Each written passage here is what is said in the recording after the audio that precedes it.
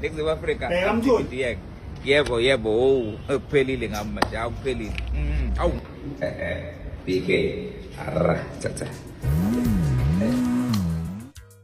Sanibonani wengane zakwethu, ake ngibelele phinde futhi nginamukele ku-channel ehamba phambili ezomela ngaze ukuthi-ke engumpeze ngithuthi ungakhuma lo bathi ilasibona amakomedi. Mhlawumbe mangabe usemusha kuleli khasi zophinde ngicela usubscribe, ungakhohlwa ukukhomenta nokulike kanjalo futhi nokushare kukhona okukhulu kunakho konke. Wengane zakwethu-ke sekudedela lapha ivideo intokazi uZimiphi umntakabiyela-ke exolisa nje esizweni samabhinqa ngokwenzeka laphana e-People's Park ngomhla weGcokamaElisha laphana mhla fusekisa iGcokamaElisha estage laphana. Kule video-ke uZimdolla uyazixolisela nje kubantu okungafikanga kahle kubo. Uzokhumbula ukuthi-ke kule video abantu bebahlukene kabili, kukhona abagxeka uZimiphi, kukhona futhi abagxeka laphana iGcokamaElisha laphana.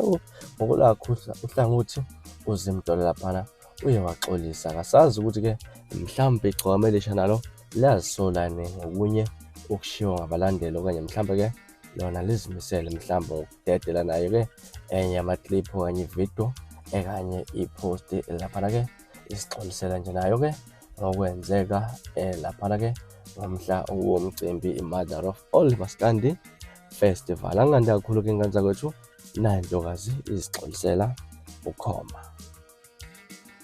Sanibonani, uZimdolla lo intombi yasobuka. Kunomyalezo wesixoliso engifisa ukudlulisa kubo bonke nje abathandi bomculo wesintu nabalaleli woKhozi nabo bonke abantu ababekhona lapha ePeople's Park kwi-Mother of All Maskandi Festival, wokuthi ngabonakala nje sengidila nesimo ngendlela okwangafanele ngidile ngaso ngayo. Ngiyaxolisa kakhulu, ayidlule ezulu, ayidlule engane zakwethu. Ningakhohlwa ukungilandela enkundleni zokuxhumana ku TikTok Zimdolla 2021, ku Facebook Zimiphi Biyela, Instagram Zimiphi Biyela, kanti ku Twitter @Zimiphi B1. Kanti Monday to Friday ngisuke ngikhona na kanjani kuhlelo woKhozi FM Danki 12 to 3, ngingena ngo-12 kuze-ke kuyobumbana ihora lesithathu kusuke ngihambisana noKing Sifiso.